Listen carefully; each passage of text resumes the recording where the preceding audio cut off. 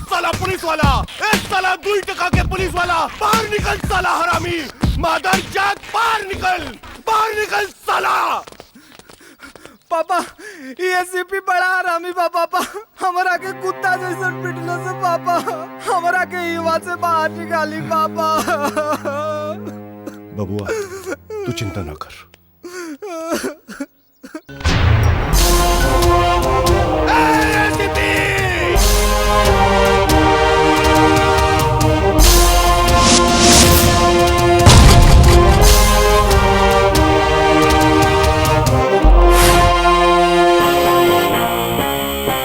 बहुत गर्मी बात और अंदर जौन हमार बेटा के कानून मंत्री के बेटा के अंदर कर देले बाड़े। राउर बेटा बलात्कार कैले बा। अरे चुप, बलात्कार कैले बा, चल छोड़ दे हमरा बेटा के। चार्जशीट बन चुकल बा, जमानत करवावे के पड़ी। फाड़ डाल चार्जशीट, ना तो नक्सलाइट एरिया में ट्रांसफर करवा दे। ये तोहार घर वालन के देखे खातिर तरस जाइबे। 10 साल के नौकरी में 15 बार ट्रांसफर हो चुकल बा। मंत्री महोदय जी, अब फैसला रहुआ के करे के बाकी। हमरा के जंगल में रखब की आपनी बेटा के हवालात से बाहर निकालब। साला पुलिस के पिल्ला हमरा के नसीहत देत बाड़े। हे वकील, इनकरा से कहा कि हाथ खींच ले, ना तो पुलिस वाला को ऊपर हाथ उठावे के जुर्म में अंदर कर दे। कटर के औलाद तू हमरा के अंदर कर बे। प्लीज सर प्लीज, राउर अपने गुस्सा पे काबू रखी। पापा पापा सॉरी पापा। पापा हरामखोर, तोरा के ऐसन को कर्म करे के का जरूरत रहे। सॉरी पापा, गलती हो गई। ये सरवा हमरा से ऐसा काम। अब रो मत। अरे एसीपी, हमार बेटा के तू 3rd डिग्री देत पाड़े, वो का माफिया का लीडर है या अंडरवर्ल्ड से कनेक्शन बा होकर? वो बलात्कारी बा, अपन बाप के कुर्सी के धौंस पर सबके डरावल चाहत रहे। एक बात याद रखी मंत्री जी, जौन हमरा के डरावे की कोशिश करी ओकर हम ऐसे ने हालत करम। बहुत गर्मी बा तोरा अंदर, बहुत गर्मी बा। तू देख, सगरो पुलिस डिपार्टमेंट देखी, ई वर्दी पहन के तोके हमार पैर पे गिर के नाक रगड़े के पड़ी। वो तो आवे वाला समय बताई मंत्री। खादी में इतना दम नहीं खे कि खाकी के गुलाम बना सके। बहुत पछतावे की पड़ी तोरा के। अब देख हम का करब। अब देख, जौन करे के बा पहले अपन बेटा खातिर करी। ठीक बा ऑफिसर।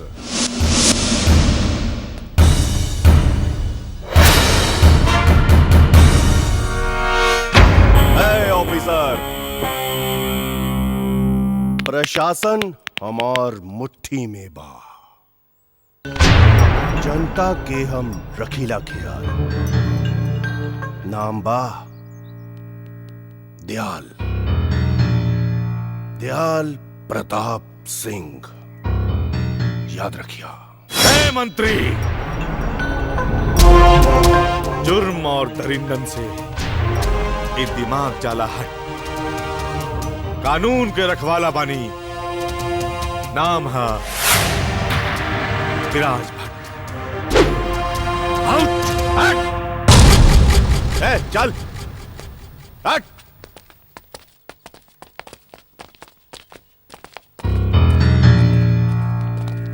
कारे, तोर बाप अगर शेर हवे तो हमार साहब बब्बर शेर।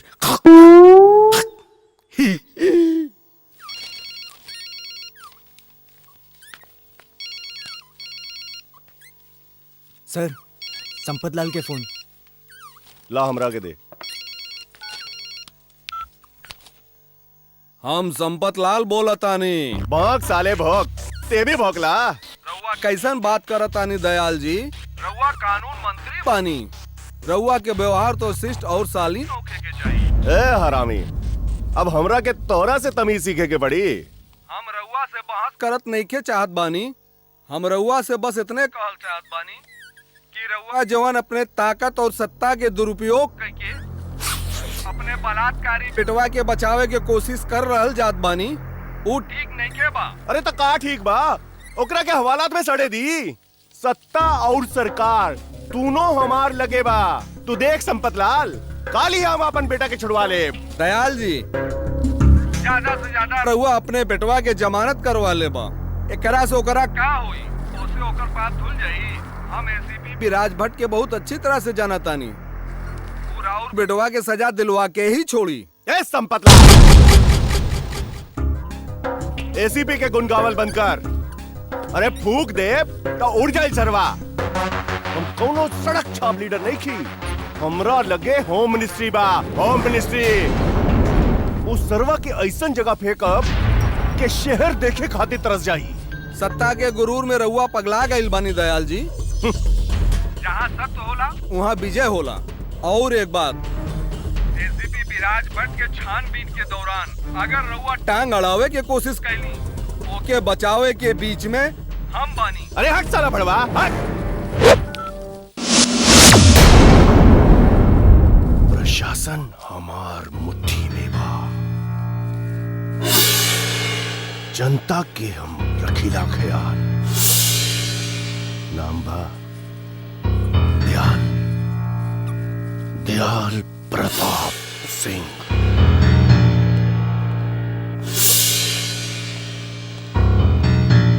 एसीपी साहब, ई बाटे रंजीत और बंटी के जमानत के कागजात।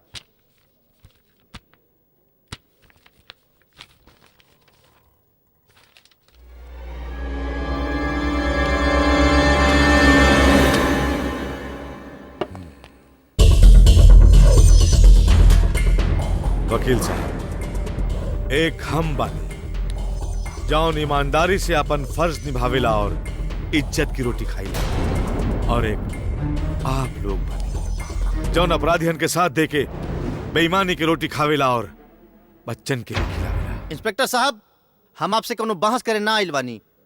प्लीज हमरा क्लाइंट के छोड़ दी। सुजान, यस सर। वो दोनों के बाहर लेके आवा। जी सर।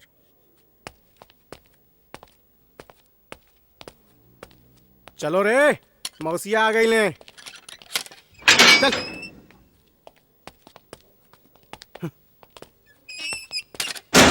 वकील साहब, बेशक तू ई दोनों को यहां से लेके जा, बाकी याद रखिया हम वो मासूम लड़की के न्याय जरूर दिला के रहा। चलो लोगन एजा से।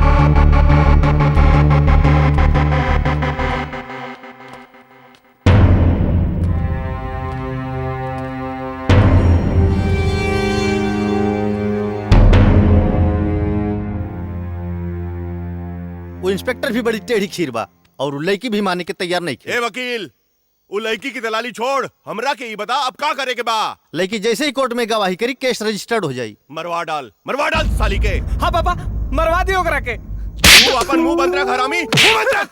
दोरा चलते हमरा के ई सब दिन देखे के पड़ रहल बा। दोरा चलते ई संभव नहीं है सर। अस्पताल में पूरा पुलिस प्रोटेक्शन लगल बा। पैसा खिलाओ, पिलाओ, नहलाओ, सगरे अस्पताल खरीद लो। बाकी कुछ भी कर वकील, वो लड़की के मरवा डाल वो लड़की।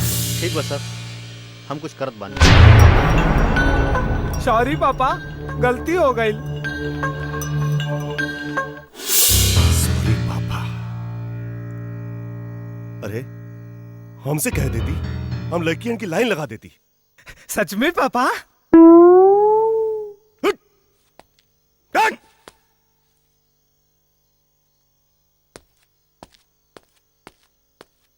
खुद ही कहलन और खुद ही डांटेलन।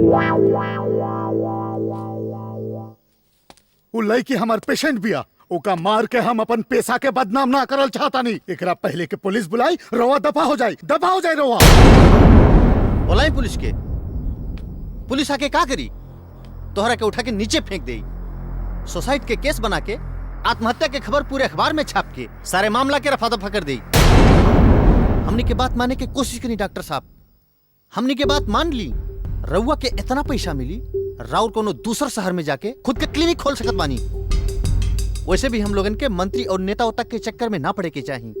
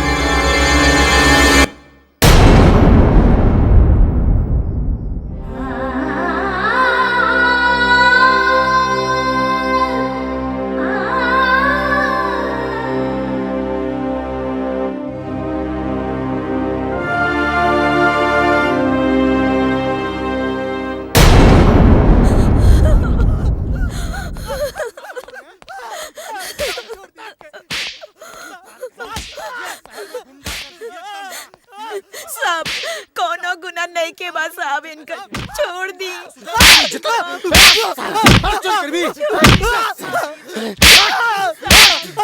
हमार लड़का हॉस्पिटल में एडमिट बा, ओकरा खातिर ये चोरी कइले।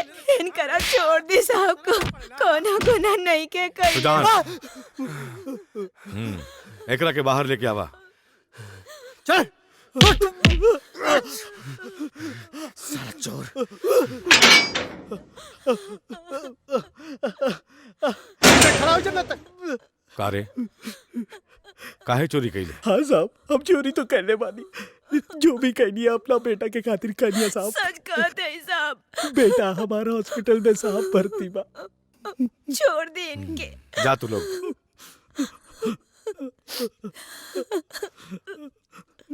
एक मिनट।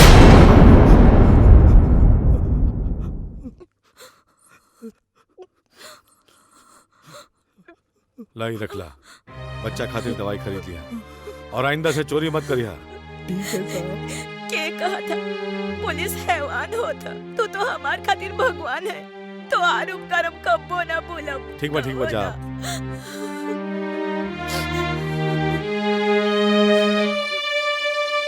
सुजान जी सर। हम लोग पुलिस वाला बने, लेकिन उससे पहले आम इंसान भी बने।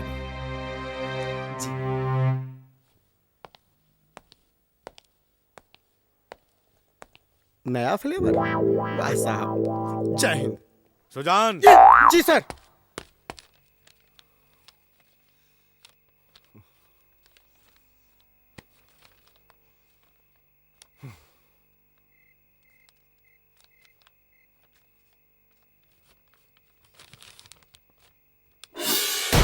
ये हरामी एसीपी हमार नाक में दम कर दिली बा।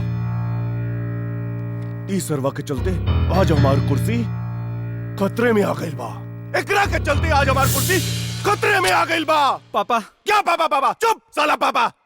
तोरा चलते चारों तरफ हमरा नाम के तू हो रहल बा। तोरा चलते। पापा हमार बात तो सुनी। काहे न वो एसीपी के बहन और ओकरा बीबी के उठवा लिहल जाए।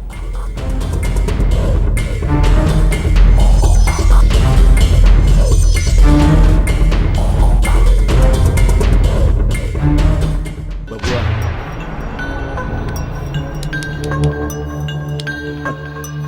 अनजाने में ही सही, जिंदगी में पहली बार काम की बात कइले बा।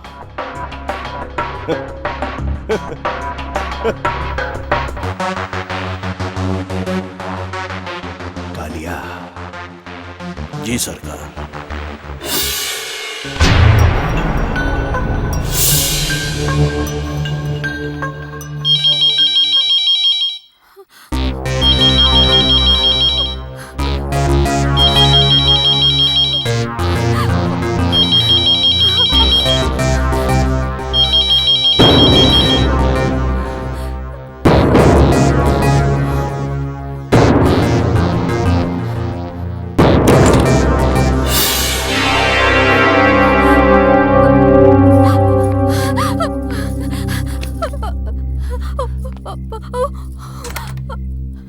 अरे संजना, का भइल? अरे कहबो कुछ की का भइल? रउआ ऐसन कौन काम के छानबीन कर रहल बानी। लेकिन भइल का? सवेरे से केहू हमरा के फोन पे धमकी दे रहल बा। कभी हमरा के त कभी रउआ के मारे के बात कराता। देखी जी, हम ही नहीं के जानल चाहत कि केस का बा। हम बस इतना चाहतानी कि रउआ ई केस से अपन हाथ खींच ली। काहे खींच ले हम अपन हाथ? उ गुंडन के डर से, उ लोगन के गीदड़ धमकी से। देखा संजना, तोहरा के अच्छे से मालूम बा ना हम केहू से डर के जी सकेनी और ना केहू से दब के।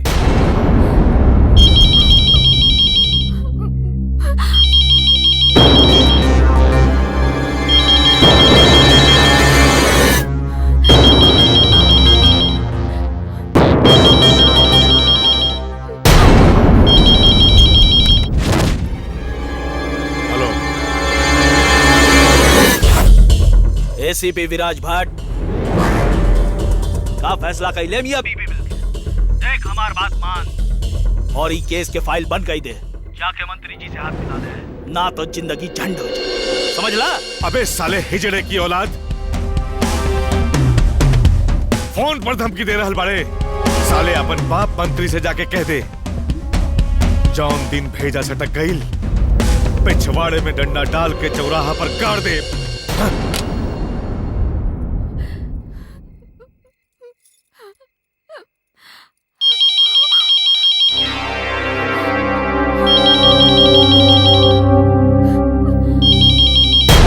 हिम्मत बात तो सामने आके बात कर भड़वे। भैया हम नंदिनी बोला तानी। हाँ नंदिनी बोला, कैसन बाड़ू तू? हम तो ठीक बानी, बाकी ई बताई कि रउआ फोन पर धमकी केकरा के देत रहनी? वहाँ सब ठीक ठाक तो है ना? हाँ सब कुछ ठीक ठाक बा। तहरा के तो मालूम बा ना कि पुलिस की नौकरी में छोट मोट धमकी तो मिलबे करेला। भौजी कैसन बाड़ी भैया? ठीक बाड़ी, बात करबू का? हाँ तनी दी ना। हेलो नंदिनी। भौजी प्रणाम। खुश रहा। भौजी शादी के सालगिरह बहुत बहुत मुबारक हो। धन्यवाद।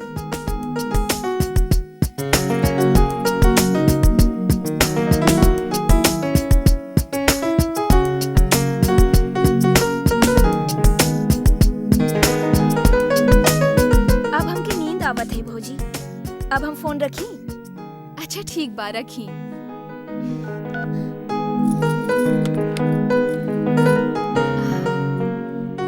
रउआ से एगो और बात करे के बा। शादी की सालगिरह मुबारक हो। का? आज हमार मैरिज एनिवर्सरी बा। मुबारक हो।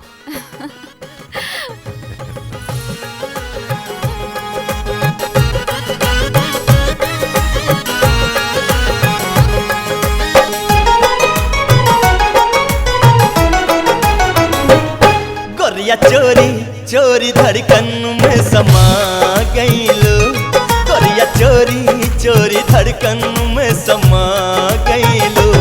कैलू जादू कवन आपन बना लिहलो। छैला चोरी चोरी धड़कन में समा गईला, छैला चोरी चोरी धड़कन में समा गईला। कैला जादू कवन आपन बना लिहला। गोरिया चोरी चोरी धड़कन में समा गईलो। छैला चोरी चोरी धड़कन में समा गईला।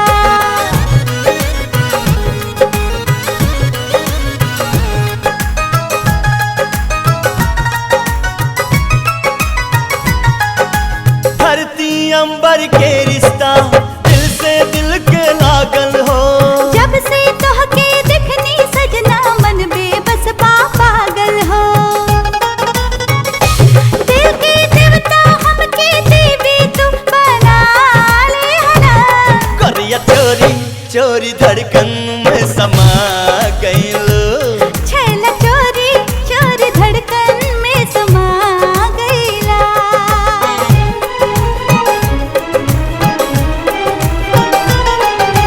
तू सूरजवा हम चंदनिया रब के जोड़ल जोड़ी हो। हम बदरिया तू मुरनिया दहिया बायंगूरी हो। बन के लासा जैसे हमरा के सटा लिहलो। छैला चोरी चोरी धड़कन में समा गईला। गोरिया चोरी चोरी धड़कन में समा गईलो। कैला जादू कवन आपन बना लिहला।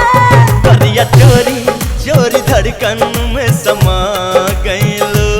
छैला चोरी चोरी धड़कन में समा गईला। पप्पा आई सुखराम, पप्पा आई ना आई। पप्पा विराट भट्ट सस्पेंड हो गई। पप्पा सस्पेंड हो गई। पप्पा पप्पा सुखराम आइल बा। पप्पा आवा सुखराम आवा। जाना तारा हम तोहार सस्पेंशन काहे वापस ले लेवानी? काहे कि हमरा के पूजा मर्डर केस के फाइल चाहिए। बाकी एगो बात याद रखिया, ई बार हमार बबुआ पर जरा सी भी आंच आई तो सोच तोहार वर्दी के साथे साथे तोहार चड्डी भी उतर जाई। अब जाके अपन ड्यूटी कर, जाओ। यस सर। पापा अब हम बच जाए ना पापा।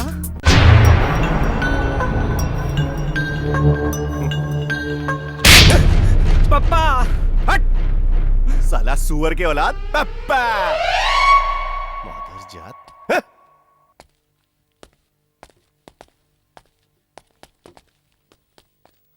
देखी ना हमार पापा कितना बड़ा समझदार बाड़ा कि अपने आप के ही गाली देत बाड़ा।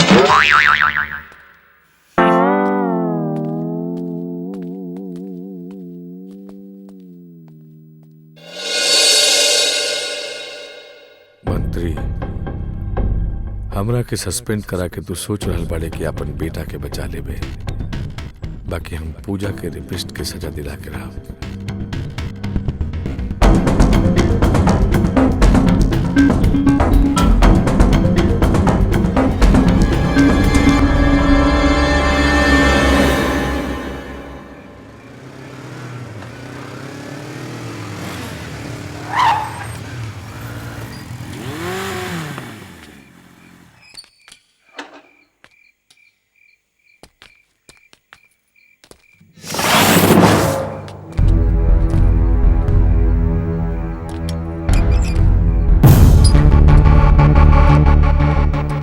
एसपी साहब, भाभी जी प्रणाम।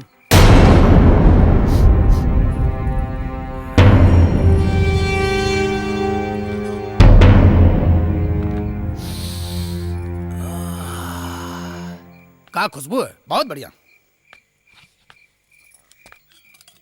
आलू का सब्जी तो हमरा के बहुत बढ़िया लागेला।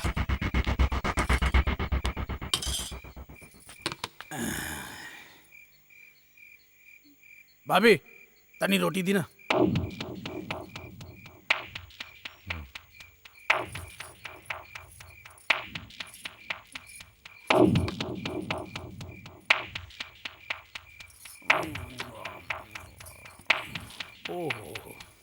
बहुत बढ़िया।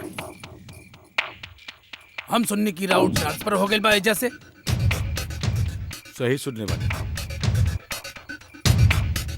एसपी साहब, अब अइयो देर नइखे भाई, हम रउआ संगे दोस्ती करायल बानी। भाभी जी समझाई ना इनकरा के। आज गांधी जी के जमाना नइखे जौन उनकर सिद्धांत रहे, बुरा मत बोलो, बुरा मत सुनो, बुरा मत कहो। अरे आज ओकर अर्थ बदल गई बा। अरे जब नेता लोग खादी पहन के ये देश के लूट रहल बाड़न त हमनी के आम जनता बनी जा। जिया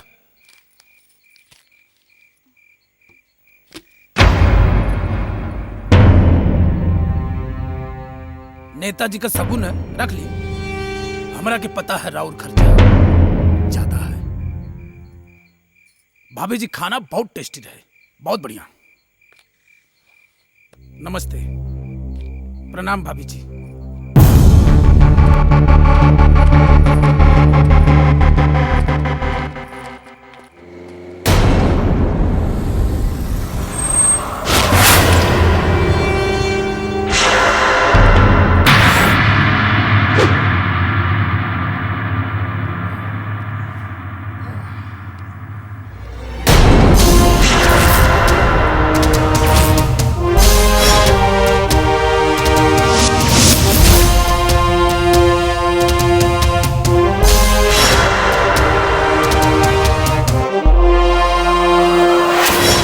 लंकेश,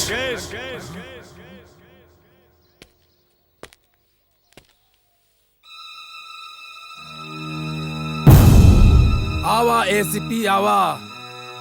बहुत अच्छा कैला जौन हमारा से हाथ मिलावे खातिर तू खुद चलैला। हमारा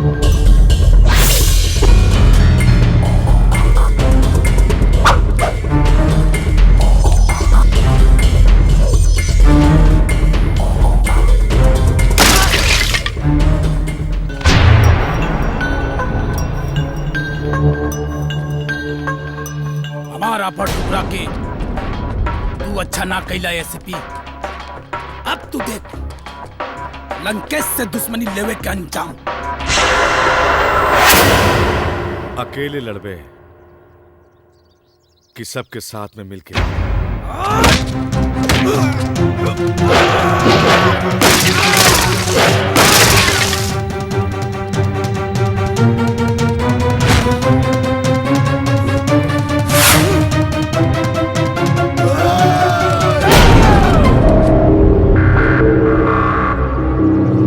एकरा और हमरा बीच में कोई ना आई।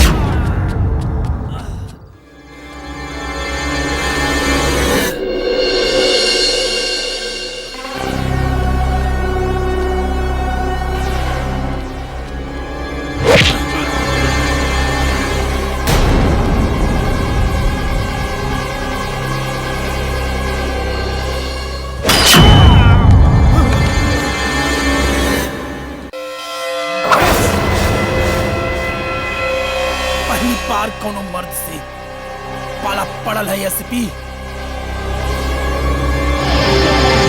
क्या बात है, मजा आ गई। एक बात याद रखिए, जिंदगी में कभी भी जरूरत पड़ी बेहिचक याद रखिए, लंकेश हाजिर मिली। कानून के दुश्मन हमार दोस्त कबो न बन सकेला। अरे तोहरा जैसन शेर दिल दोस्त के खातिर ये लंकेश गैर कानूनी काम बंद कर दिले। अरे ये भाई ना मर्दों वाली बात।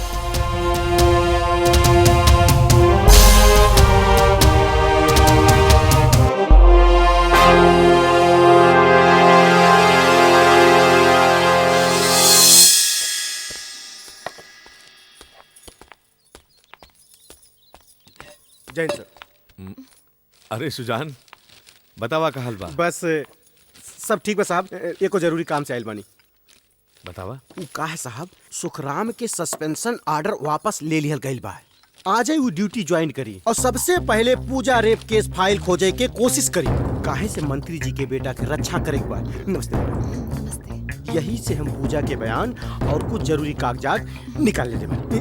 जी थैंक यू। देखिए साहब,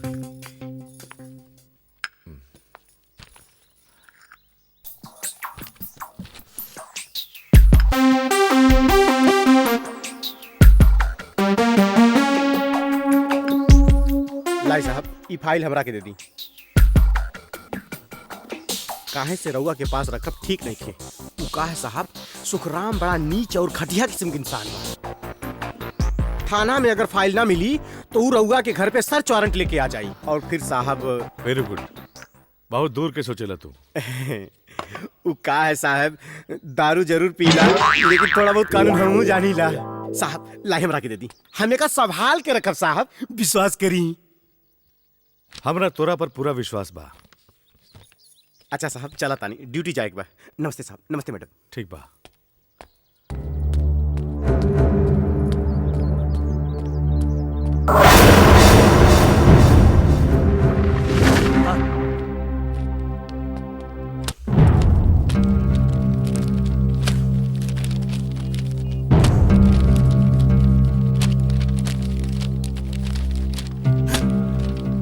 ओकरा के उतार।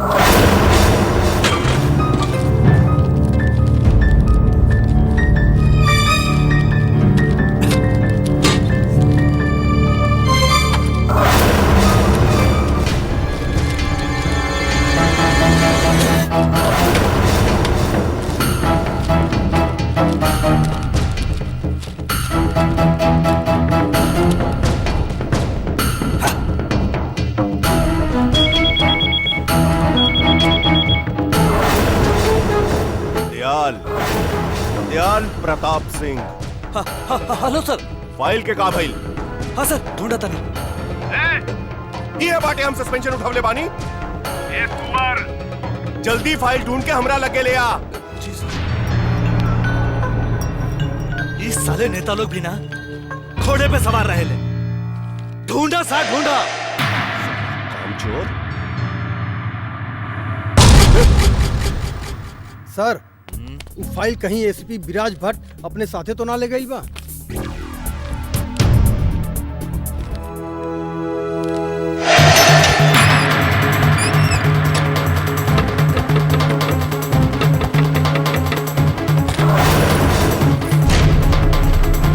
रउआ लोग यहाँ कैसे? घर के तलाशी लेवे के बा। तलाशी? काहे के तलाशी? पूजा रेप केस के फाइल गायब बा। ई रहल घर के तलाशी के सर्च बा। ई तू लोग का कहतानी? का तू लोगन भूल गईलन कि जौने एसीपी विराज भट्ट के आगे पीछे घूमत रहला, आज ओनी के घर की तलाशी लेवे आइल बानी?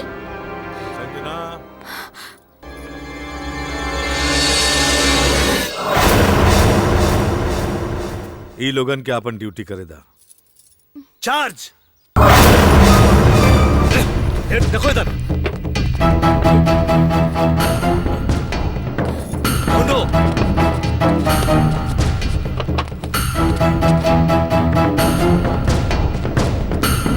घर के कोना कोना चेक करा। देखो चारों तरफ। इधर देखा। अलमारी में देखा। खोलो करके। अब इधर।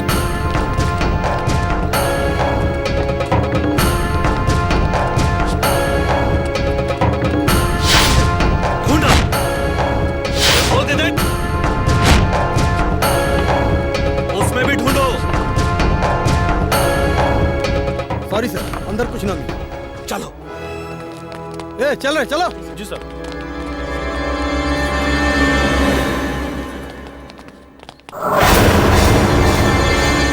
सुखराम,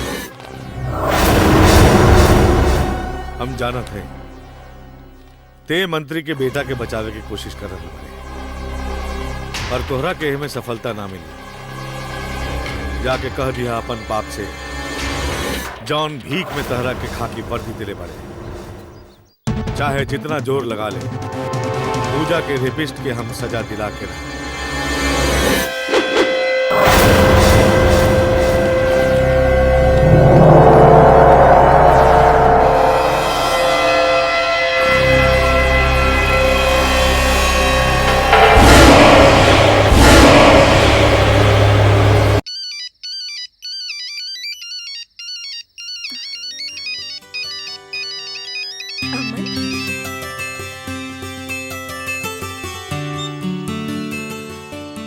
हेलो।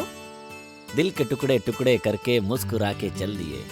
जाते जाते ये तो बता जा, हम जिएंगे किसके लिए? ए नंदिनी, हम तुम्हारा प्यार में एकदम मुरझा गए बानी।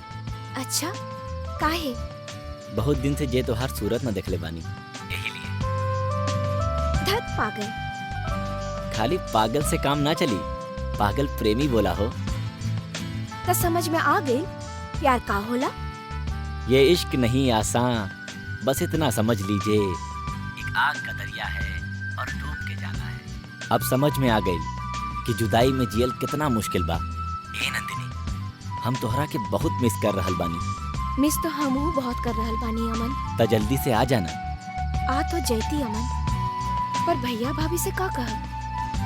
भैया कहियन के कॉलेज की छुट्टी है, तो अब ही जाके तू का करबू? त भैया से झूठ बोल के आ जा, कहदा कि एक्स्ट्रा क्लासेस चालू हो गइल बा। तू का हमारे एक्स्ट्रा क्लास लेबा? तो हर एक्स्ट्रा क्लास तो हम ले। लेकिन शादी के बाद। नंदिनी, नंदिनी कट गई। ए नंदिनी, हम तोहरा से मिले अब ही आवतानी। अरे भौजी, तू कब आइलू?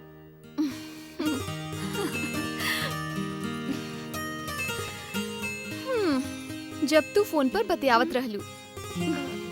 का एकर मतलब रउआ सब सुन लेली? हाँ। का नाम बा ओकर? अमन नाम बा। हमनी दोनों साथे कॉलेज में पढ़ीली। ओ, त ई प्यार मोहब्बत कब से चल रहल बा? ढेर दिन हो गई। त आगे का इरादा बा? ब्याह करवा दी? धत भौजी। अरे इहमें लजाए के कौन बात बा? ब्याह त एक दिन हर लड़का लड़की के करे के पड़ेला, चाहे वो अरेंज मैरिज होके चाहे लव मैरिज। अच्छा भौजी, एगो बात पूछी? पूछा। रउआ भी भैया साथे लव मैरिज कइले बानी। हम इहे जानल चाहत बानी कि बिया खातिर रउआ प्रपोज कइले रहनी या भैया? तो हार भैया ता मुंह चोर रहलन। हाँ? पता बा नंदिनी, हमरा के आई लव यू बोले में वो 4 साल निकाल देले रहलन। अगर उनका के चक्कर में रहती नु तभी तकले हमनी के ब्याह भी नहीं के भइल रहत। उता हम ही उनकरा के पीछे हाथ धो के पड़े रहलन।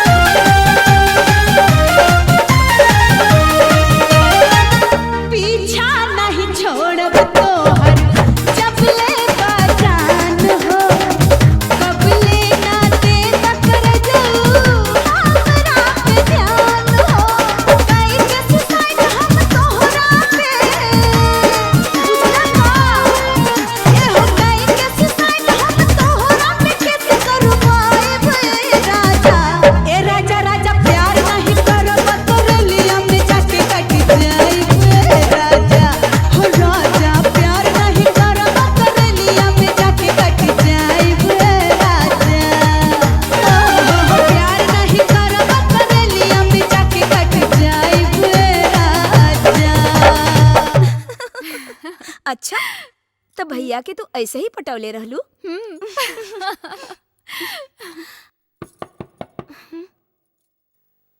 इतनी रात के बा?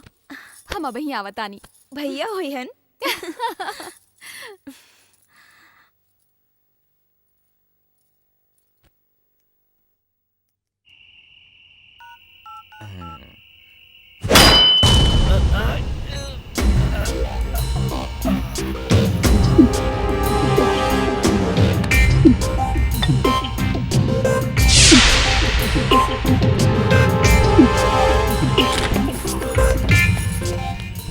कौन? कौन बा? छोड़ा! भौजी, बचाओ!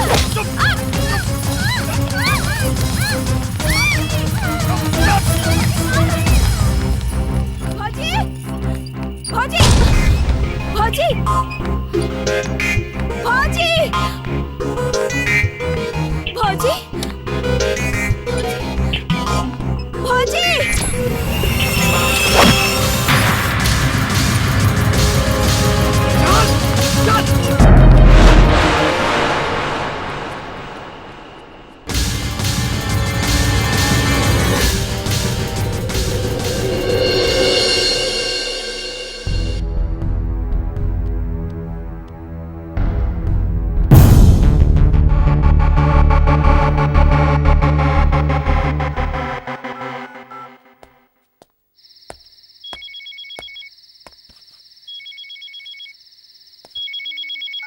हेलो। जय हिंद सर, अविनाश सिंह बोला तानी। हाँ बोला। रउआ के बहन और बीबी के मंत्री किडनैप के लिए। कहा? लेकिन ये सब तू काहे बता रहा है बड़ा? हमने ईमानदार नहीं खे।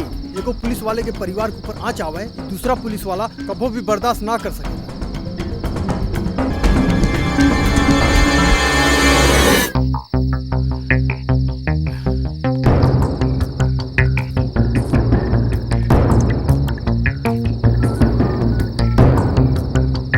Hello Lankesh.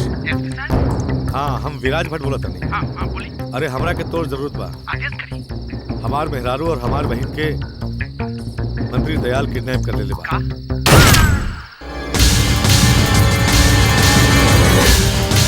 Hello hello Lankesh. Hello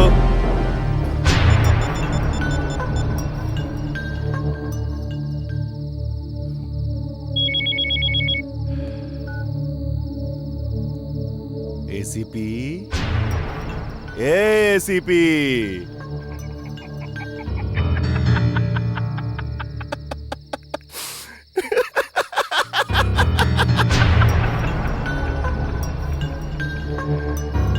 कि तू अपन बहन और बीवी के छुड़ावे के काम देले रहला, अब ई दुनिया में नइखे।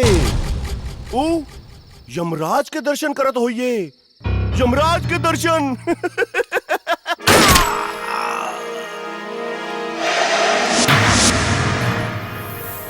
साला हरामी।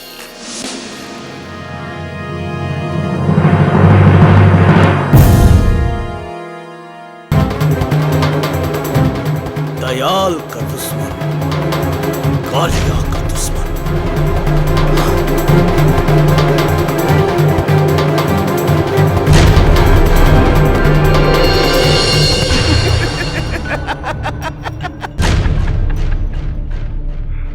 अगर तू अपन बहन और बीवी के सलामती चाहत बाड़ा, तब पूजा रेप केस के फाइल लेके हमनी के राइस मिल पर आ जा। और हां, होशियारी करे के कोशिश ना करी। हां ना।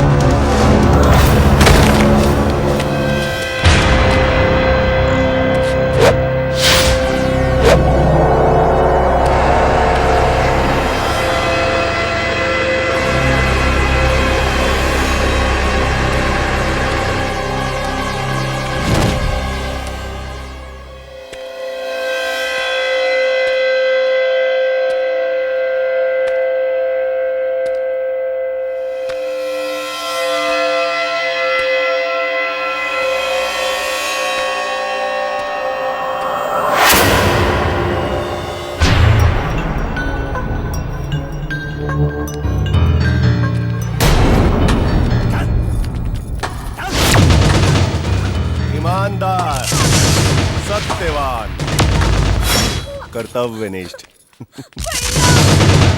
एसीपी विराज भट्ट, आज तोरा के तोरी ईमानदारी का ऐसन इनाम देव कि दोबारा इनाम पावे की इच्छा न रही। सच्चाई और ईमानदारी के इनाम का ऊपर वाला देगा,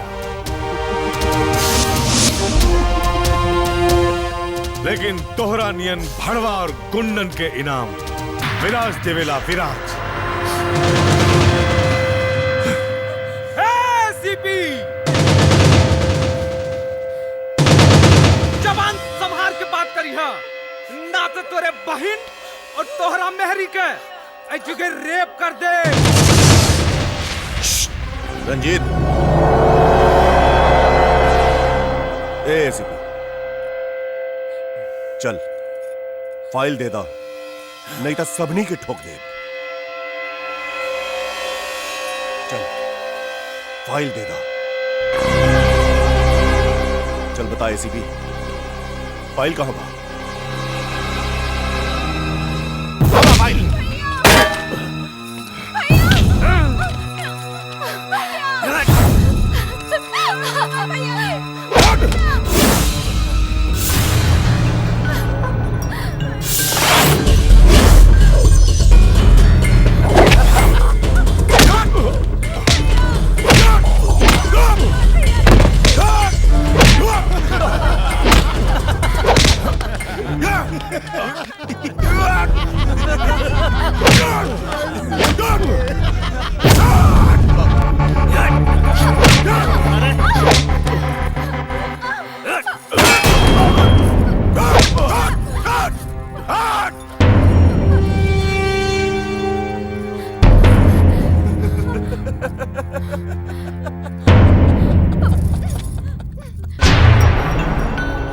प्रशासन हमार मुट्ठी में बा,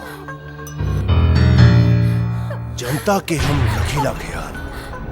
नाम बा दयाल, दयाल प्रताप सिंह।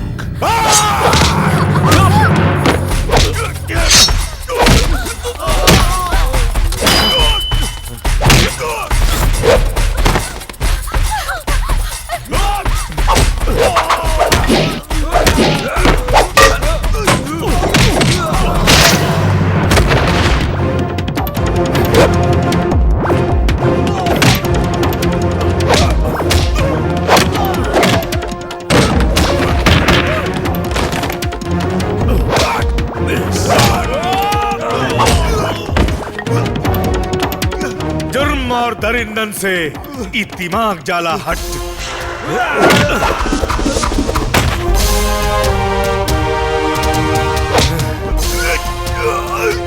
कानून के रखवाला बानी, नाम है विराज भट्ट।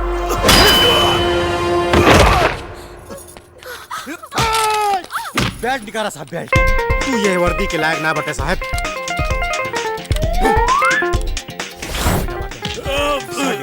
साहब जल्दी।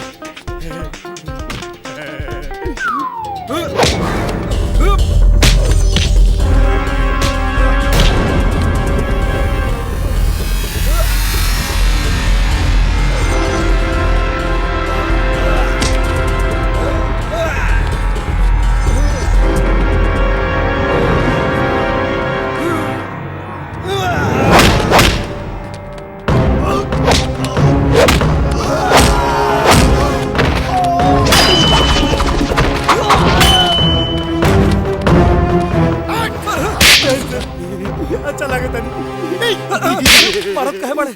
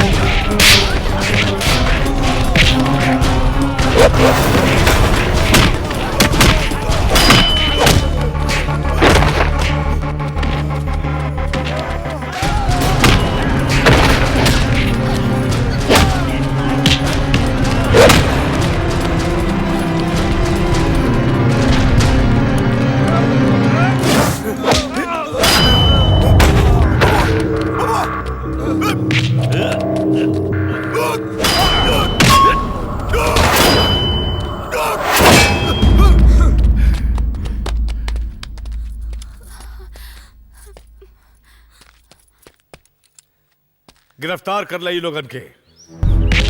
चल उठ।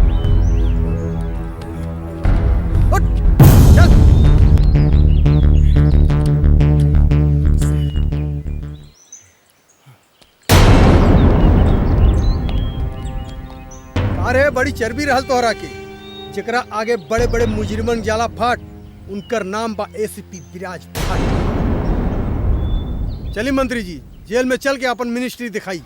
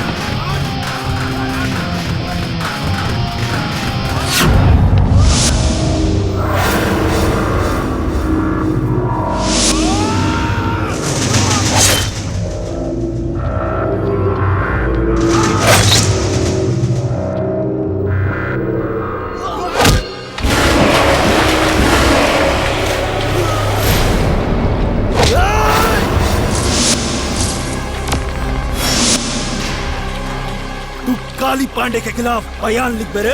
ए पत्रकार, आज तो और वक्त खत्म हो गई। आज हमार काल है काली, एक समय तोहार काल भी आई।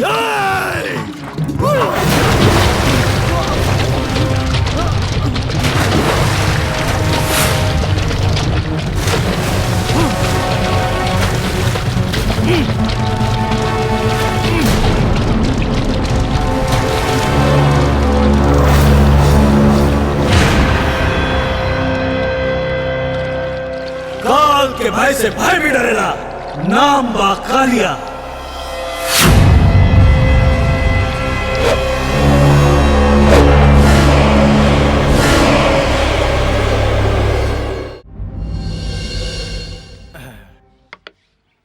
आ रही ले छपरा ही ले बलिया ही ले ला तोहर लचके जब कमरिया दर्जी पूरा दुनिया ही ले ला तोहर लचके जब कमरिया।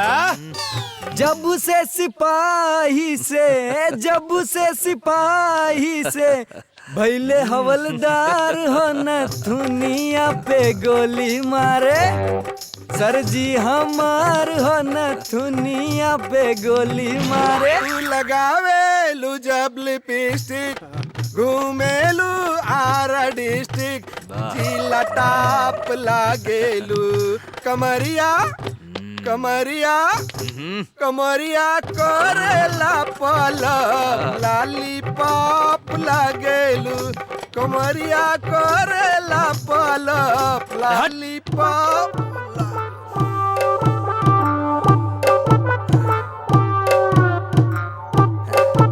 सालिया मिर्जा कटना दुनिया जान मारेला। सालिया मिर्जा कटना दुनिया जान मारेला। सालिया मिर्जा कटना दुनिया जान मारेला। सालिया मिर्जा कटना।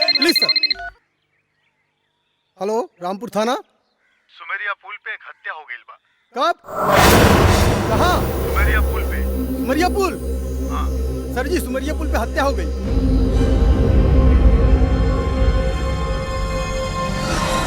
सानिया मिर्जा कटना दुनिया जान मारेला। सानिया मिर्जा कटना दुनिया जान मारेला। सानिया मिर्जा कटना दुनिया जान मारेला। सानिया मिर्जा कटना दुनिया।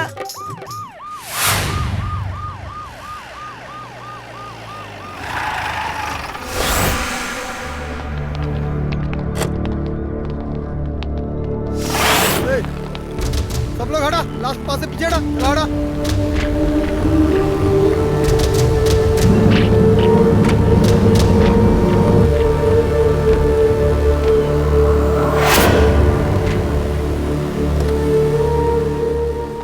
फोटो निकाल।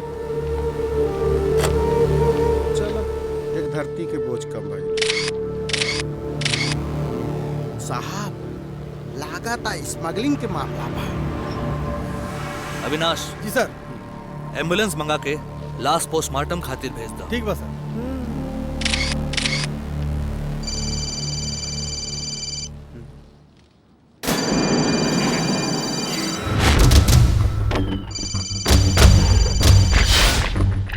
हेलो,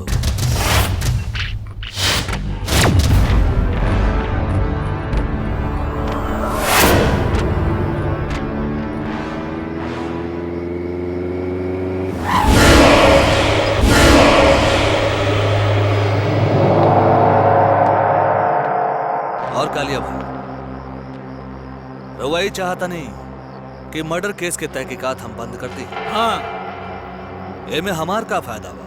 5 लाख। बस 5 लाख? एगो ईमानदार देशभक्त पत्रकार के जान की कीमत सिर्फ 5 लाख। चल दिया, 10 लाख दिया। ही ना भइल, मर्दों वाली बात, सौदा पक्का।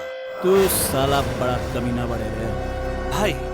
खादी और खाकी दोनों के लाइसेंस मिलल बाटे समाज से। पैसा खातिर भाई वर्दी का 100 से धरती बेचते। ये हुई ना बात। जवानी पे जब से बचोली कसाइल हिलल यूपी बिहार रस चूसे वालन के लाइन लागल हम बानी है गो अनार काहो करे जा चाही का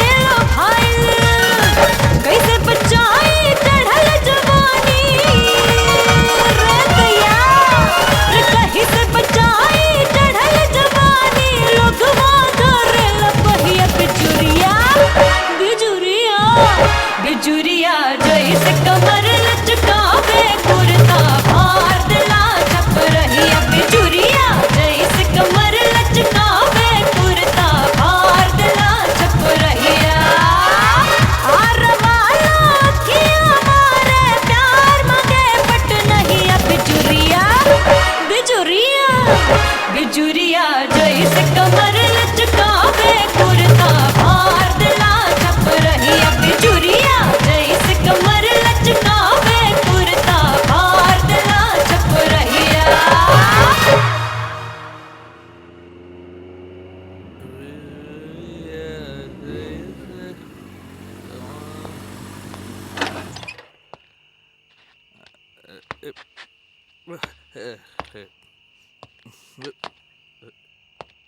ए दुलारी बिजुरिया जैसे कमर लचका ए दुलारी दुलारी ए दुलारी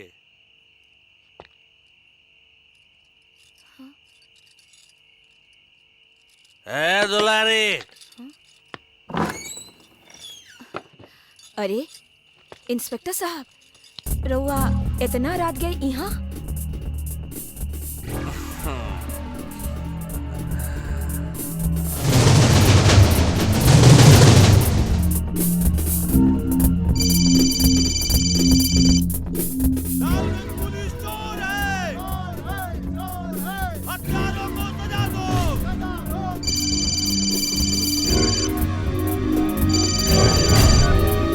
हेलो सर, हम अविनाश सिंह बोलत बानी। यहाँ थाने के बाहर हंगामा मचल बा। रउआ जितनी जल्दी हो सकी उतनी जल्दी यहाँ आई। ठीक बा हम आवत नहीं।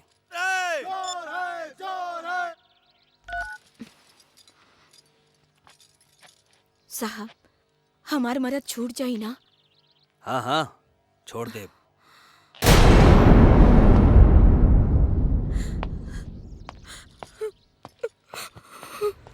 लालगंज पुलिस चोर है, चोर है, चोर है। हत्यारों को सजा दो, सजा दो, सजा दो।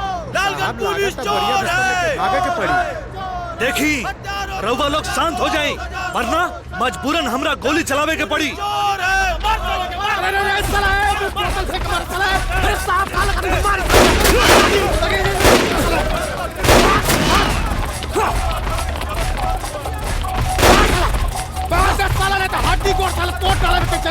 हमारा नाम सुजान सिंह है। मामला हत्या का है।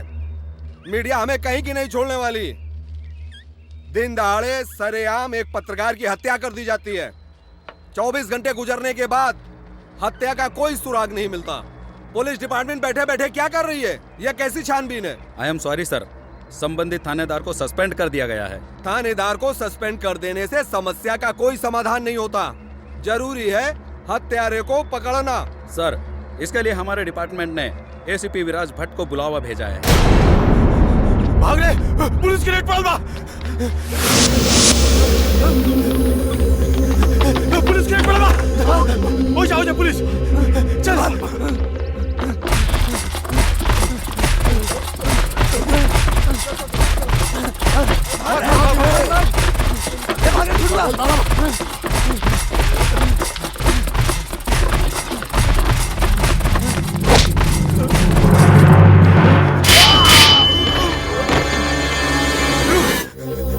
अभी आओ थे लोग।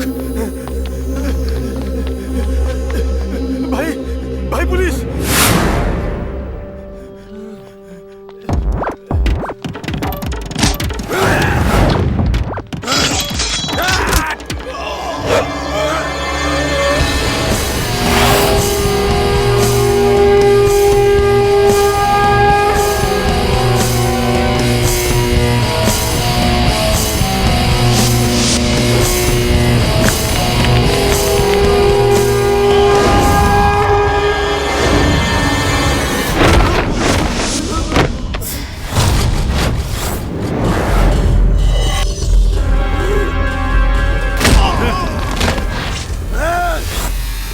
जुर्म और दरिंदन से ई दिमाग जाला हट। कानून के रखवाला बानी, नाम है विराज।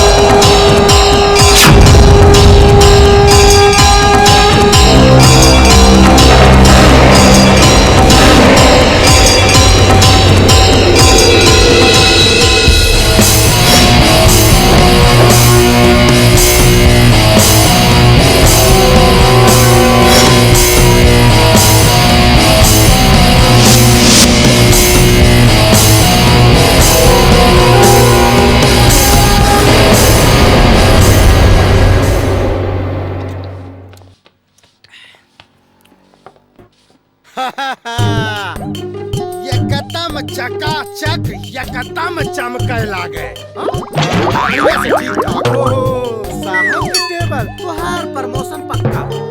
साहब से कहिया सुजान सिंह करवले बाड़न। ओहो ओहो बहुत बढ़िया लगे रहो। हाँ फाइल वाइल तनी हाँ हिसाब से बहुत बढ़िया। जय हिंद साहब। जय हिंद। का बात बा हो? ना 26 जनवरी ना 15 अगस्त ना होली ना दिवाली, फिर कौना खुशी में साफ सफाई कर रहल बाड़ा तू? सब पता चल जाए साहब। उ का है ना, अब तो हफ्ता लेवल बंद। और भाभी जी के जो महंगा महंगा सामान खरीद लाके देत रहे ना, सब बंद। ना तो हफ्ता कबो बंद भइल बा और ना तो कबो होई। सब हो जाए साहब। उ का है ना, काल ही से हमनी के बाप आ रहल बा। बाप? हाँ। डाल रहे चले डाल। चले और सुन, सबसे हफ्ता वसूल। चल जाओ।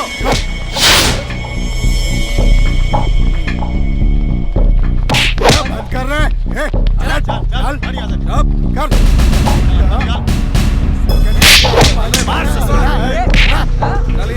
चल पैसा। चल पैसे निकाल। पैसा चल जल्दी कर। साहब मत मारो। हफ्ता निकाल। नहीं साहब बहुत चढ़ गए बाका। सर जी हमारे पास पैसा नहीं है। नहीं है साहब जी छोड़। तो का अपन बीबी के पेट में लपेटा हफ्ता देवे से मना करा।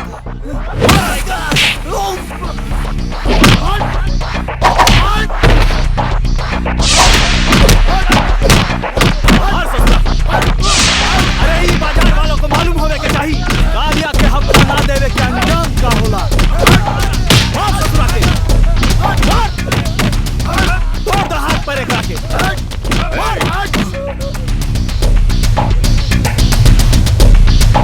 तू लोग एकरा के काहे मार रहल वाला था?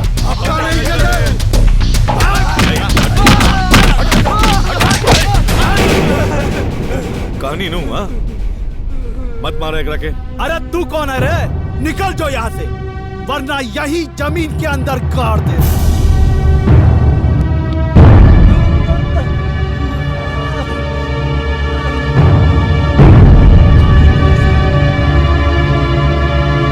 सब लोग कान खोल के सुन ला। आज के बाद कोनो दुकानदार के हफ्ता देवे के जरूरत नहीं है।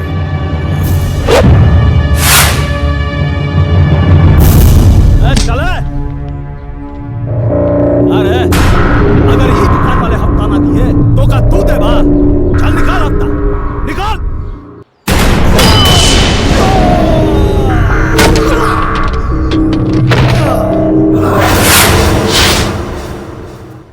मार ससुरा के।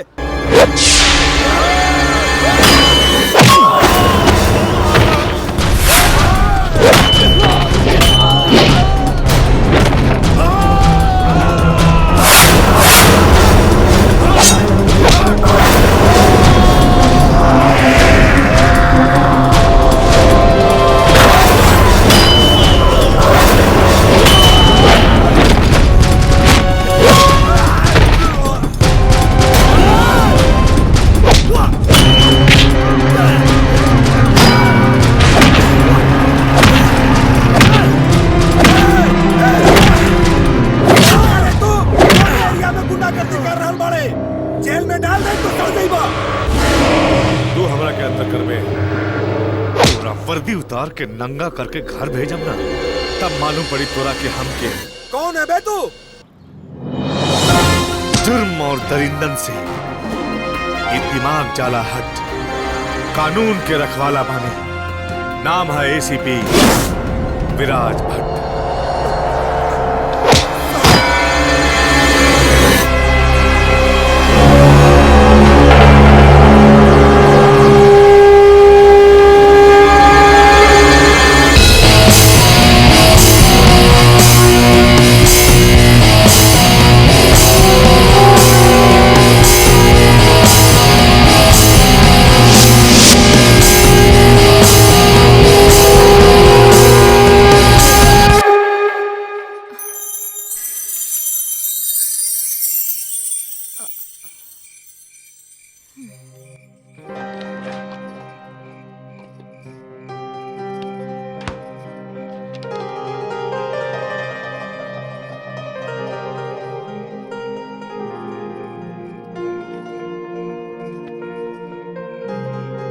ई का रउआ फिर से फाइल लेके बैठ गईल बानी।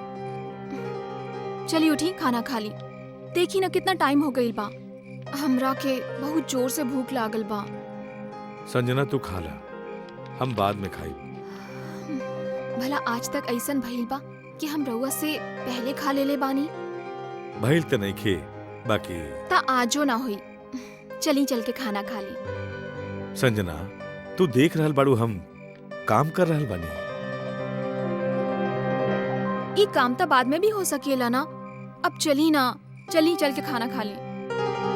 संजना ई बहुत इम्पोर्टेंट काम बा, हम कहतनी तू जा, हम जल्दी आवतनी।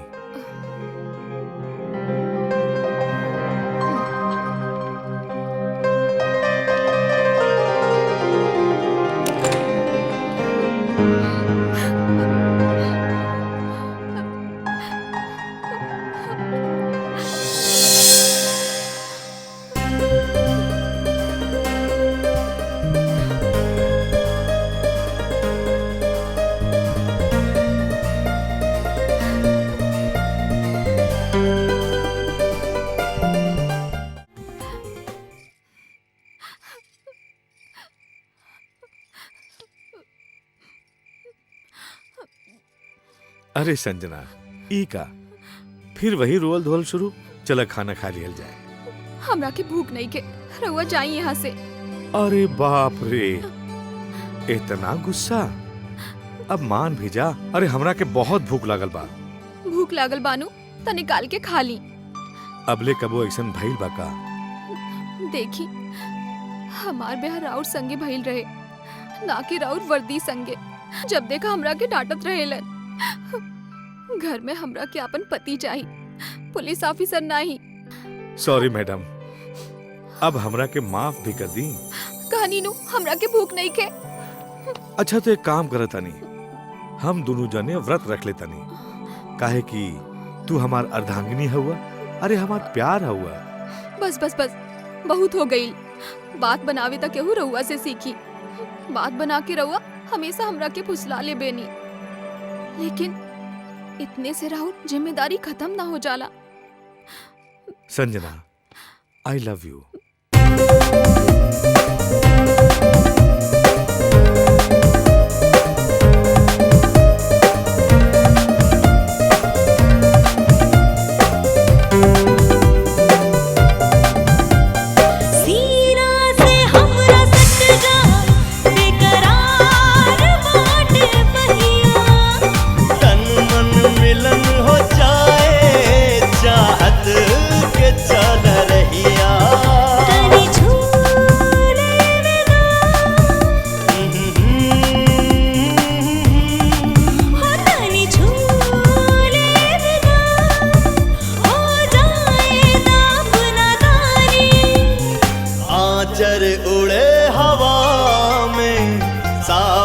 के बरखे पानी सावन के बरखे पानी तनी झूले वेदा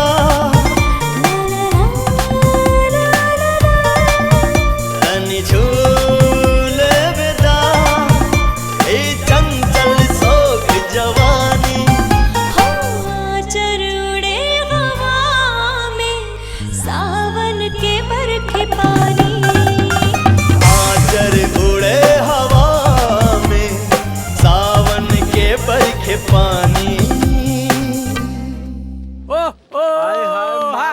अरे मोरी रबीना, का हो करीना? मस्त जवानी। अरे मौगा ससुरा कहाँ से आई?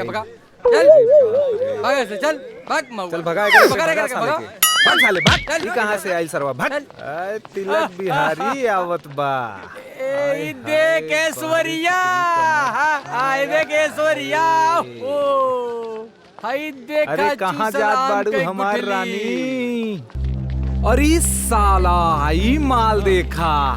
अरे का हो हमार रानी, क्या खूब लड़ी, क्या खूब लड़ी। का हो करेजा, इतना इतरात काहे बाड़ू? ई सुगर जवानी के तो एक रात के हम अपन गुलाम बनौबे करब। एकरा बारे में राउत का ख्याल बा? ए रानी, बनबू का हमारा आइटम। का रे तोहने के यही काम बचल बा, खाली लड़की लोग के छेड़े लगले। दिल ते करत बाटे के कुल काम छोड़ के खाली तोरा साथे सुतल बा।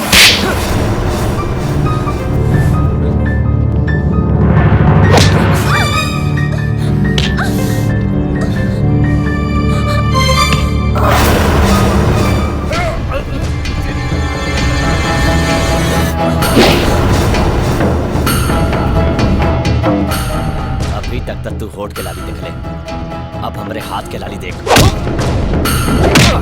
जले हुए शमशान के कोयले तू नहीं सुन।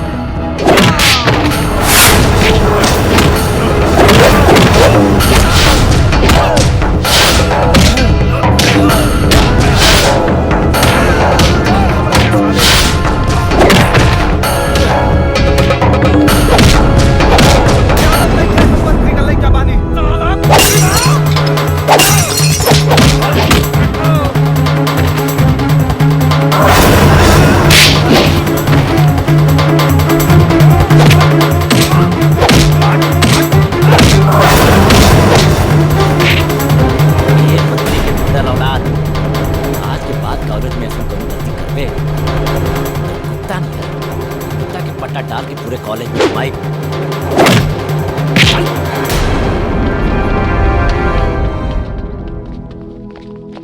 ए करे जा, कॉलेज में अगर ऐसे छोट छोट कपड़ा पहन के आबू ना तो केहू कभी मन डोल जाई।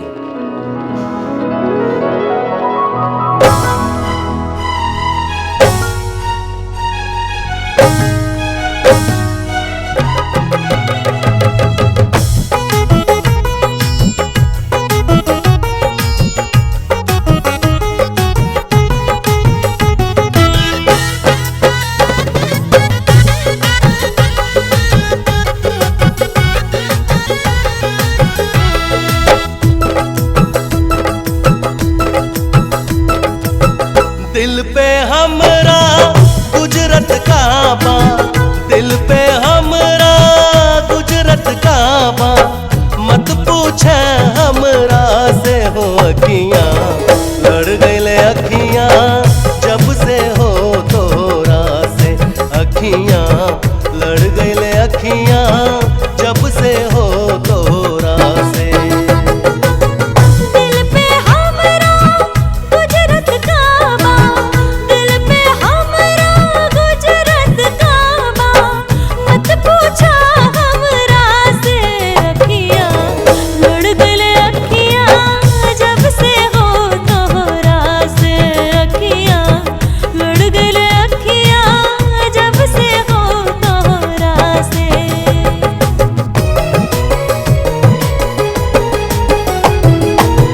लागे ना दिल कतही गोरी, हर पल हम बेचैन रहीला, दिन रात तोरे सपना देखी और ना हम कुछ देखीला।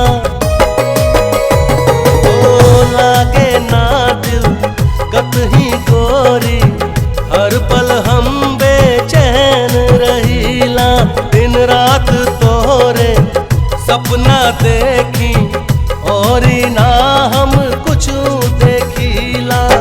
सारा जमाना पूछत बाई, सारा जमाना पूछत बाई, प्यार भइल केकरा से हो अखियां लड़ गईले अखियां जब से हो तोरा से, अखियां लड़ गईले अखियां जब से हो तोरा से।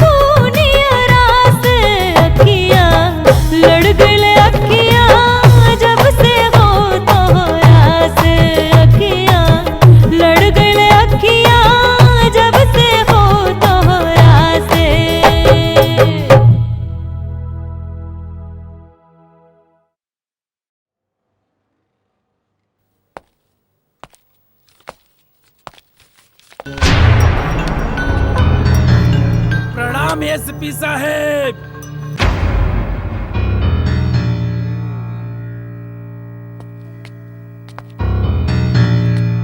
ताहर परिचय? लंकेश, हमार नाम लंकेश है। अपहरण, लूट, फिरौती, मर्डर के 50 मामला में तुहार हाथ बा, लेकिन फिर भी तू आजाद घूम रहे बड़े। काहे कि आज तक कौनो पुलिस अफसर तोरा के गिरफ्तार करे के हिम्मत नहीं खे कैलस।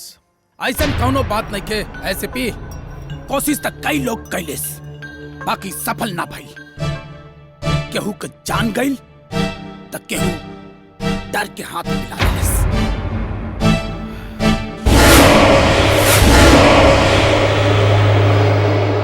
तोरा हिम्मत के दाद देवे के पड़ी लंकेश। तोरा ही जॉन दारू के धंधा, ड्रग्स के धंधा और मटका के धंधा चल रहा बा, ओकरा बारे में का सोचले बड़े? एमे सोचे के कौन बात बा साहब, जैसे चल रहा बा चलत दी। रउआ के जौन चाहता मिल जाए। लागत तू हमरा के समझे में भूल कर रहल बड़े लंकेश। हमार डिक्शनरी में भूल नाम का शब्द नहीं खे एसपी विराज साहब। हमरा लगे राउर के पूरी कुंडली बा। रउआ जहां जानी रउरा का नाम का सिक्का चलेला और वहां हर इलाका के क्राइम बंद हो जाला। बाकी यहाँ ऐसा कुछ न होई, न धंधा बंद होई न क्राइम।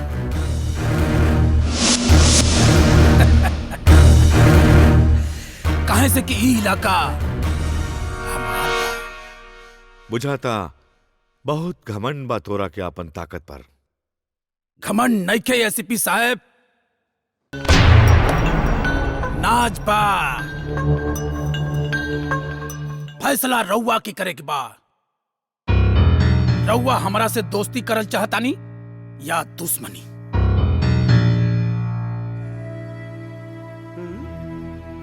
सलाम।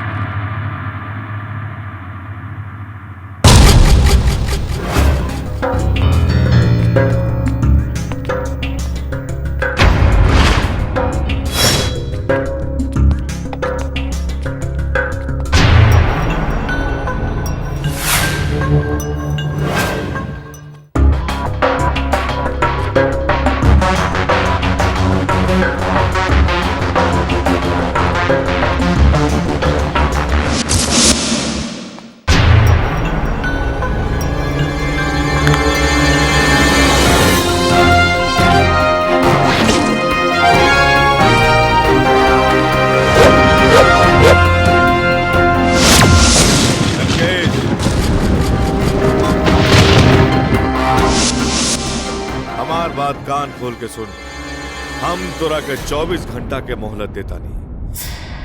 24 घंटा के अंदर अपन गैर कानूनी धंधा बंद कर दे, ना तो हम तोरा के तोरा इलाका में नंगा करके जुलूस निकाले। काहे कि हमार भी एक उसूल बा कि हम सांप के ओकर बिल में घुस के ओकर फन कुचल दिहिला। हमार इनकाउंटर यहाँ करबे कि कहीं और करबे? बेफिक्र रहा तू। जौन दिन तोरा इनकाउंटर करे के नौबत आ गई, वो दिन तोरा के यहाँ ना तोर घर के अंदर घुस के मारब। यहाँ तो हम तोरा के बस समझावे खातिर बुलावे रहे। और सुन, जुर्म और दरिंदन से ये दिमाग जाला हट। कानून के रखवाला बानी, नाम है विराज भट्ट। याद रखिए।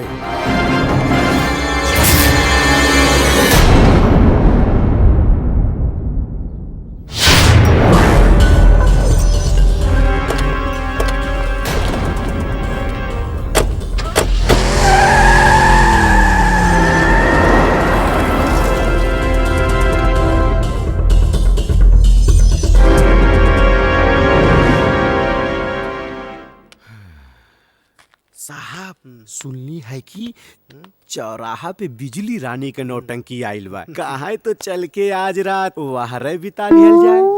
रात बितावे खातिर बिजली रानी के कुछ देवे के परी ना। का साहब मजाक करत है। बिजली रानी के देवे के ना लेवे के पड़ी। चढ़ले जवनिया में रोग पकड़ाई हाय पांडे जिसे मंगनी दवैया दवैया नहीं दिले हरी।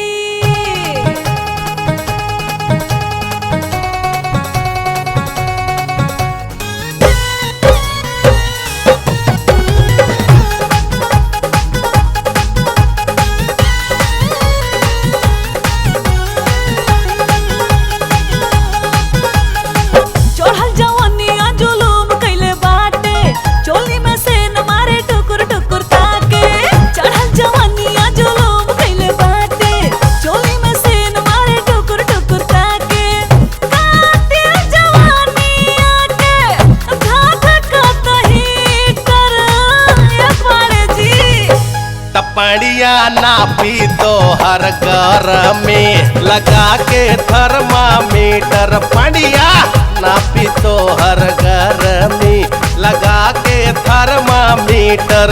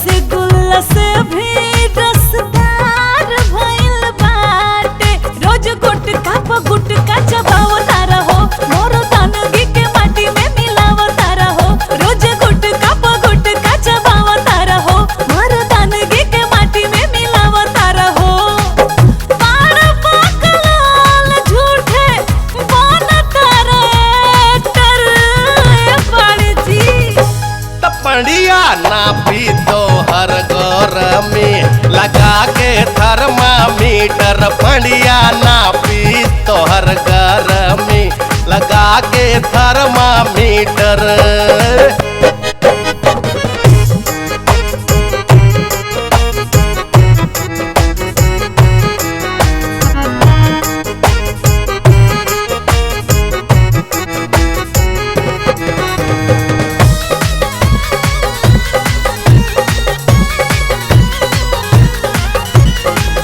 धैले बानी धीरज यही से बूझेलू गंवार हो।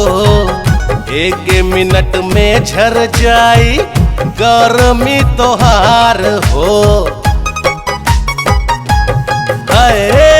धैले बानी धीरज यही से बूझेलू गंवार हो। एक मिनट में झर जाई गरमी तोहार हो। अब धीर नहीं धरना त चर जाइब हो। बारूद नियन भक दिल हार जाइब हो। अब धीर नहीं धरना त चर जाइब हो। बारूद नियन भक दिल हार जाइब हो। का करब बन ठन के बाग में तू भीतर पारे जी। त पड़िया नापी तो हर घर में लगा के थर्मामीटर। पड़िया नापी तो हर घर में लगा के थर्मामीटर। चढ़ल जवानिया जुलूम कइले बाटे चोली में सेन मारे टुकुर टुकुर ताके। कातिल जवानिया के धाक कतही कर पारे जी। अच्छा त पड़िया नापी तो हर घर में लगा के थर्मामीटर। पड़िया नापी तो हर घर में लगा के थर्मामीटर। है। ए पाड़े जी कहिया ना पा। जैन साहब दारू पी के ड्यूटी करत अड़े। हाँ हम तो रोज पीला साहब। राउर के पता नहीं के का। काल से अगर दारू पी के ड्यूटी पे आईबे ना तो सस्पेंड कर दे। कर दी। वैसे भी केकरे पास टाइम बा साहब। उ का है कि जब तक हम दारू ना पीलानू तो हमारी हाथ पैर काम ना करेला। और वैसे भी दिनों के मोह बहन हो गइल बा साहब। बड़ा हक से बोल रहल बड़ा तू। साच बोले के हक सबके होला साहब। वैसे भी ई घटिया नौकरी में का रखल बाटे। हमार बाबूजी, हमार माई, हमार मेहरारू, हमार बच्चा और हमार दुदू भाई बेरोजगार बाटे साहेब। और ही कांस्टेबल के पगार में ओकरे घर के सिर्फ चूल्हा चल सकेला, बाकी ओ में पकावे वाला अनाज नहीं खे साहेब। और रउआ जब से आइल बानी सबके हफ्ता पानी बंद हो गइल बा साहेब। बाकी हम लेला रउआ के मना कैला के बाद भी हम लेला साहेब। हम लेला ज्यादा से ज्यादा का हुई हमारा के निकाल दी है, सस्पेंड कर दी है साहब। हम अंडरवर्ल्ड जाओ जाके हम डॉन बन जाओ और सब लोग सुजान भाई कह के सलाम करिए साहेब। और रउआ भी हमरा के डर के सुजान भाई बोली साहेब। सुजान भाई सलाम करिए साहेब।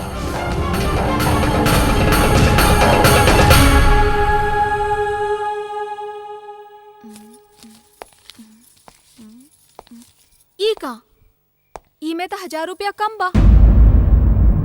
वो कहा कि हमार डिपार्टमेंट में एगो हवलदार बा सुजान, और ओकर बहुत बड़ परिवार बा और कमाई इहे से रउआ 1000 रुपया ओकरा की मदद कर देहनी। इहे नु। हाँ आज तक हमरा के ई समझ में ना आउनी कि रउआ सगरे डिपार्टमेंट की प्रॉब्लम खुदे काहे सॉल्व करे लागे नी।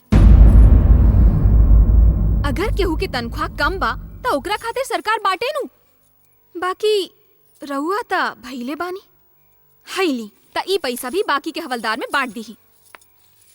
संजना गुस्सा बाद में करी है, थक गेल बानी तनी। एक कप चाय पिला देना प्लीज।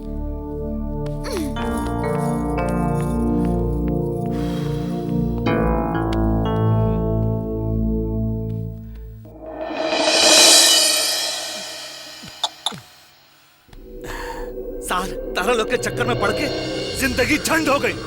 वर्दी के संगे संगे इज्जत के भी मां बहन हो रहा बा। ए चुप चुप।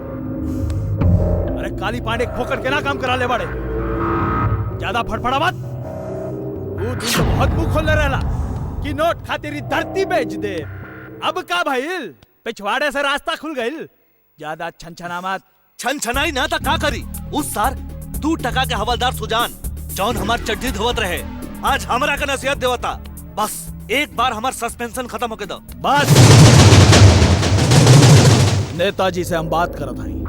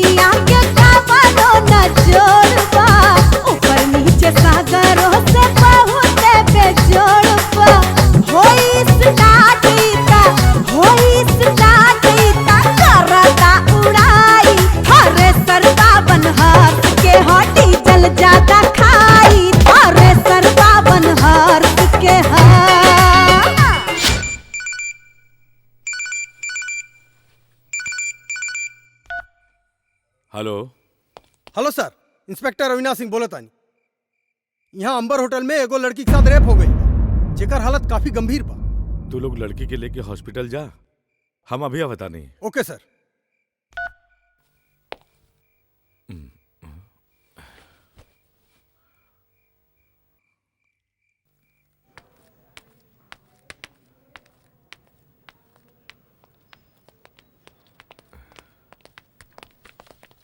जय हिंद सर। कहाँ है?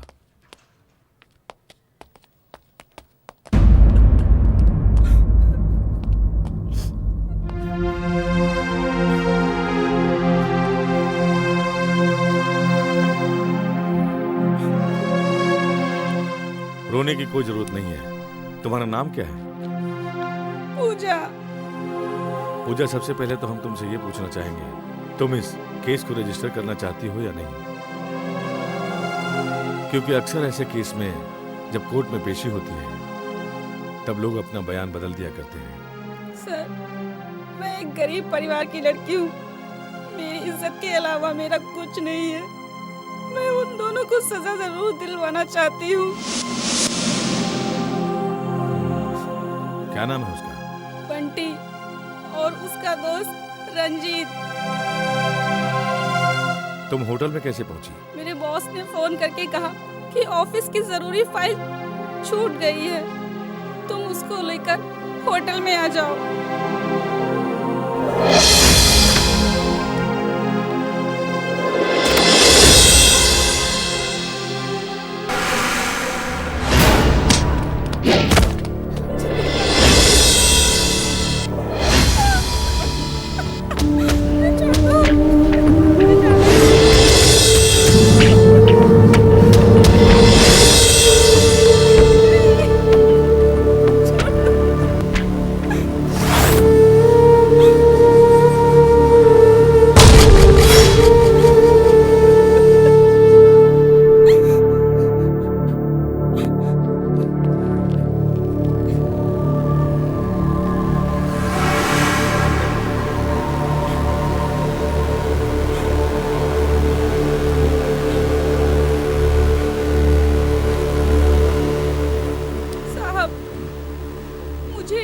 मिलेगा ना, क्योंकि रंजीत होम मिनिस्टर का बेटा है।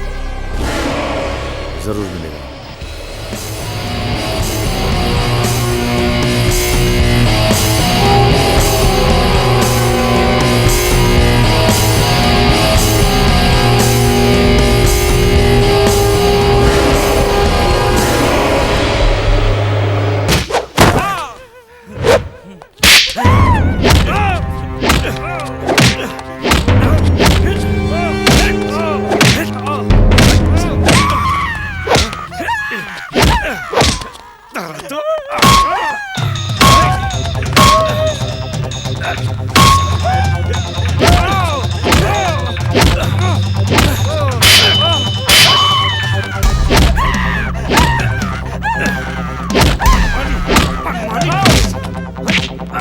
औकात में रहा दरोगा, तोहरा के मालूम नहीं खे कि हम एगो मंत्री का लड़का बानी, कौनो रोड पे चलत भिखारी नहीं के।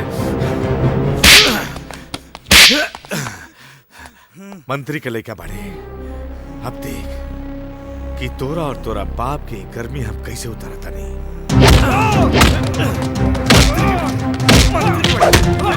मंत्री